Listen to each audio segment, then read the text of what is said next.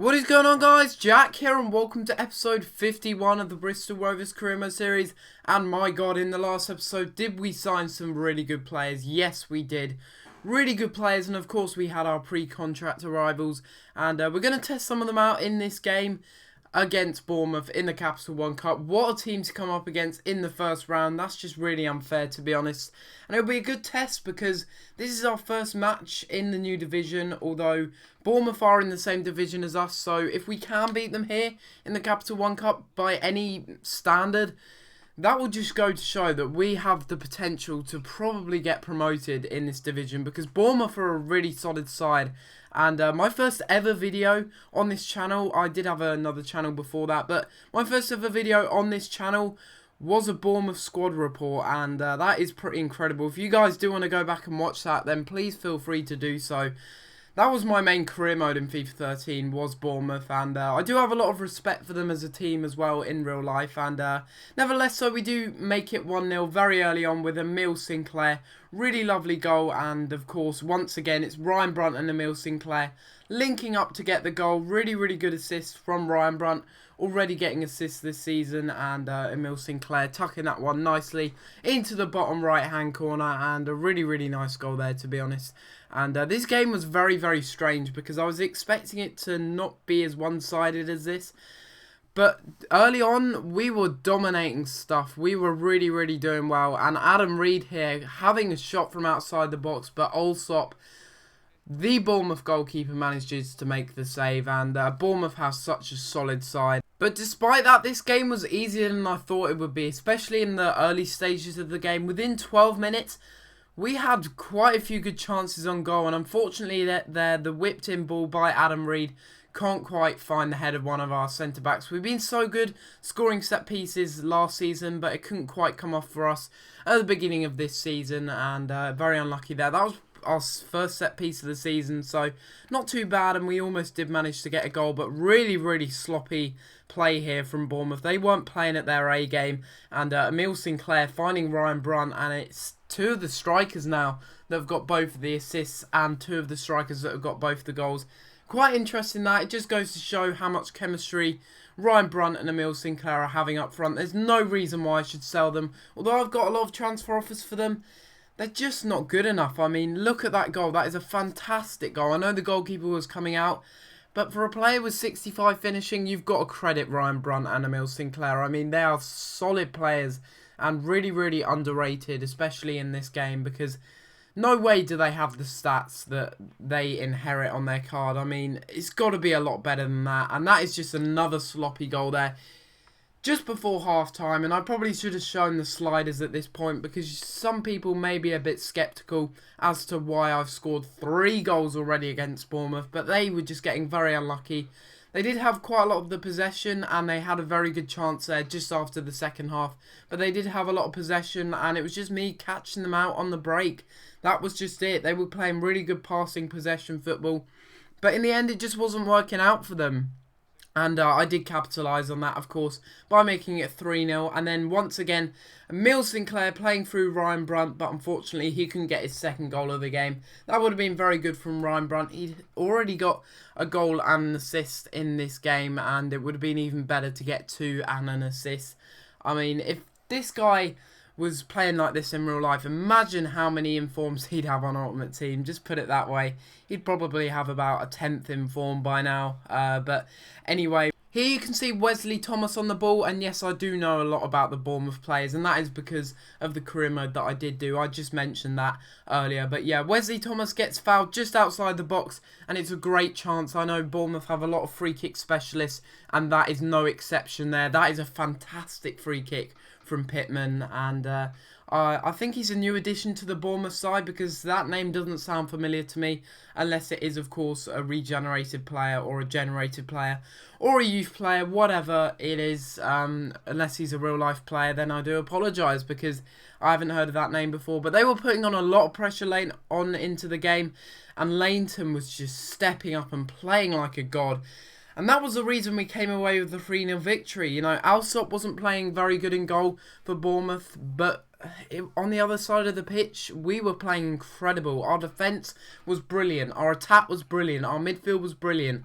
I couldn't ask for a more perfect game, and we end up winning it 3-0. What an emphatic victory. You can see, look how even it is. We both had 9 shots, although I did have a few more on target. I was a bit better with my shot accuracy than Bournemouth were, but they did have most of the possession, and they had pretty decent passing as well. But that means that we do go on in the Capital One Cup. Maybe we can win it this year, who knows, but as in the last episode, we had that transfer offer for Durrell Berry, and I am looking to shift him on if I do get a decent offer for him. And 190 grand, I wasn't willing to let him go for that. And always something that you should do is look at the chief executive's comments. And he did say he's worth between 178,000 and 202. So I just counter-offered that, and we'll see what actually happens there. But I am interested in a Bournemouth player, actually. After that match, I was interested in getting Louis Grabban because I didn't realise this, but he was on very low wages per week. And from FIFA 13, I played him a lot in career mode. He was so good. And I'm hoping that's no exception. I'm going to try and get him in this career mode. And hopefully he can be a better backup striker than McDonald.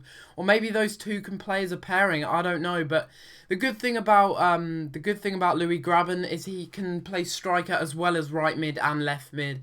So he's a very versatile player. And if I do need any kind of backup in that position, I've got the kind of security that I do have a player that can play in all 3 of those positions. I do like versatile players because it means that if I do get injuries, it means that I can just fill those positions in with some decent players instead of my reserves squad, of course, with Ricardo Dano. But I've sent him out on loan again, although you guys have said that you want me to play him a little bit more.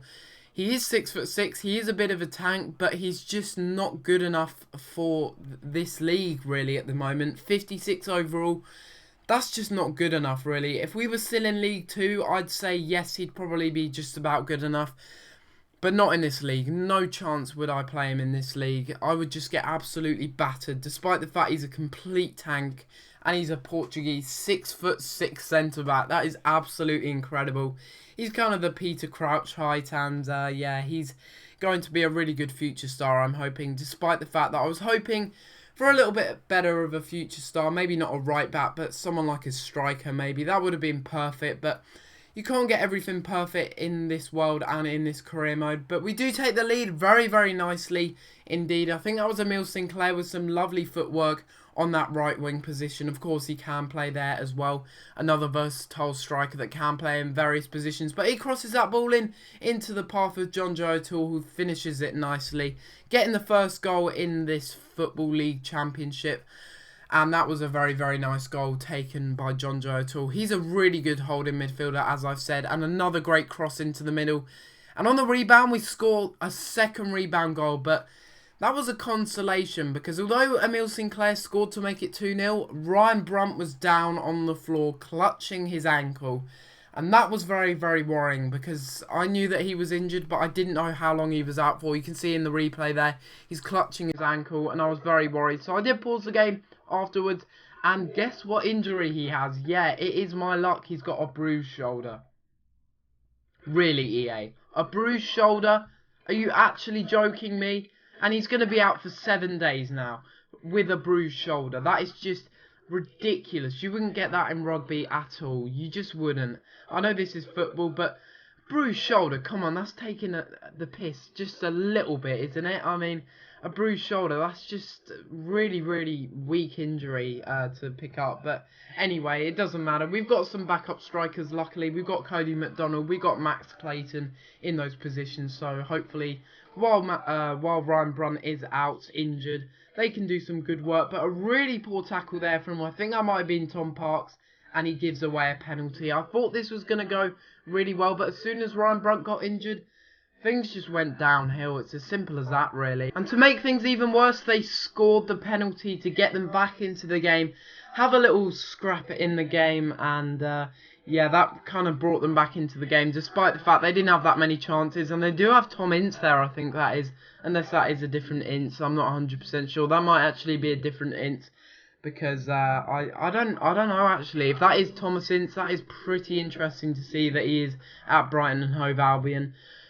But to make things even worse, in the 67th minute. We haven't conceded from a set piece all of last season, but in this season, in this N Power Championship, we just fell apart really in this second half. Ryan Brunt got injured. I subbed him off for Max Clayton, and it just didn't work out. And in the end, they scored to level it up 2 apiece, and that was just really disappointing. I was hoping for better things in this game, considering we were 2-0 up. But in the end, we only do pick up the 1 point, so not too bad, I guess, for our first game, especially against a side that are looking for automatic promotion. But, you know, at the same time, we were playing at home. We should have won. We had a 2-0 advantage, but we just didn't take our chances well. And we do end up drawing the game 2-2.